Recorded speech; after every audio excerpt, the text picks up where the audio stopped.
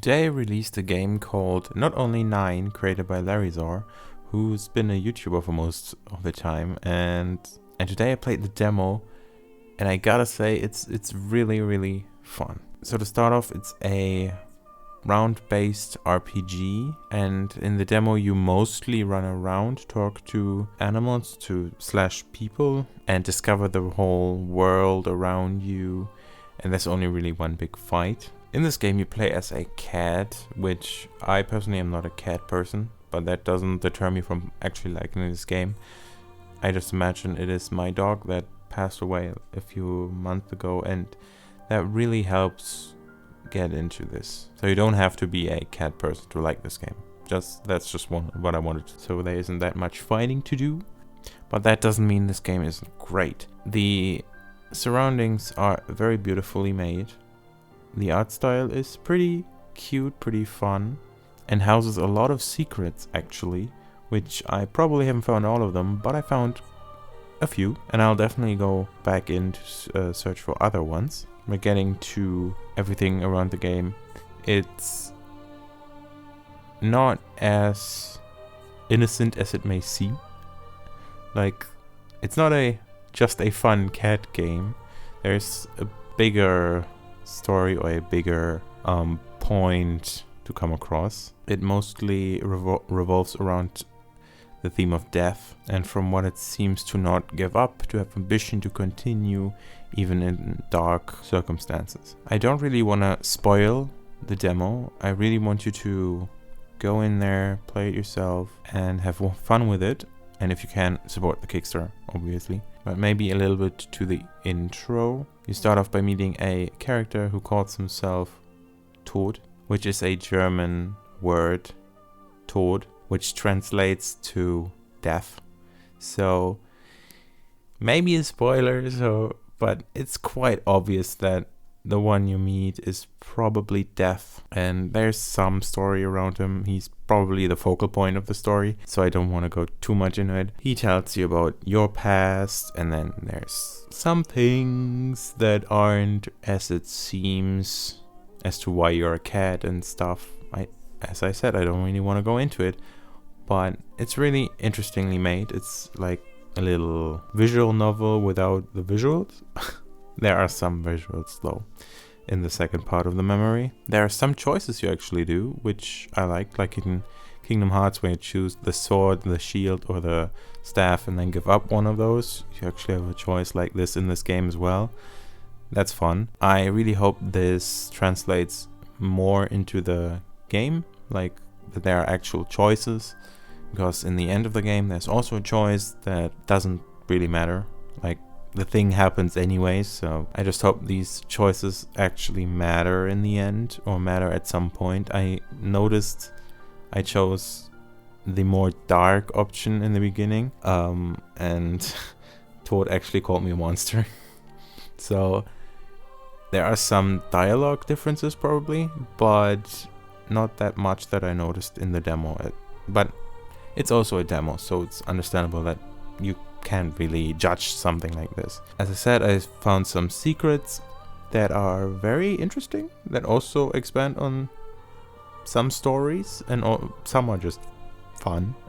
Like, I don't think that's a spoiler, and it's very obvious when you see it. It's a little companion bucket that I wanted to get across the game, but I was too lazy to do it. Obviously a nod to the companion cube from Portal, a game I also covered here. The NPCs are really cute and fun, and some have some pretty deep, actually, things to say. The humor is very fun.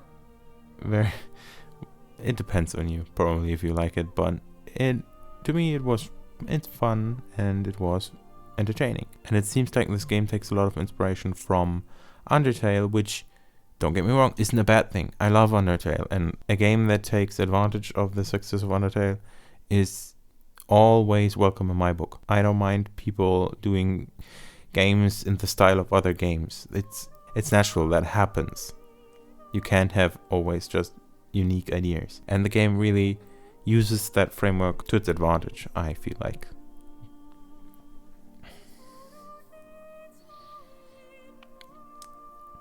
The music, the background music, the fight music is very, very cool. Shout out to the artist that I don't have the name up right now, but shout outs anyways. Let's go to the meat that a turn-based RPG probably has, like the combat system. This to me seems a little bit weirdly integrated. You get told that there are random battles in the grass normally, but you are just too high level, I guess. That was the reason as to why you actually don't fight any random battles in the grass, at least to my view. Like, I never encountered any random encounters, and that's a bit sad but understandable if you actually wanted to portray like you are too strong, nobody wants to fight you, or nothing will fight you because you have death yourself with yourself, you know. So there's actually one battle that you have to do, and it's at first confusing to me what I actually had to do, but once you grasp it, it's actually rather easy. It helped me to understand where my keys on my keyboard are, actually.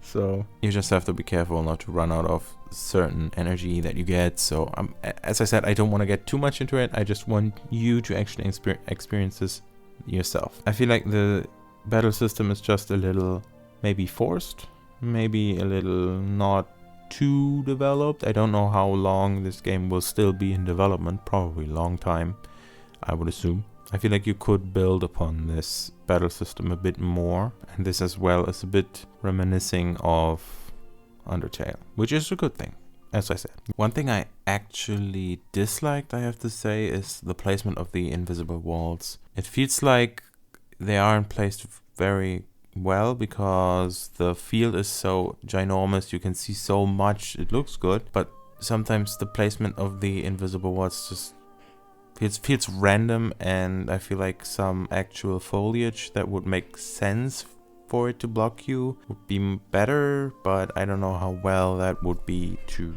do. I mean, the carriage joke is pretty funny, where the carriage blocks the road and you cannot pass it. Yeah, as I said, I wanted the choice at the end to have maybe a bit more meaning. Maybe it has in the final game. As I said, it's a demo. I don't know what will happen later on. But yeah, all in all, this game is really fun.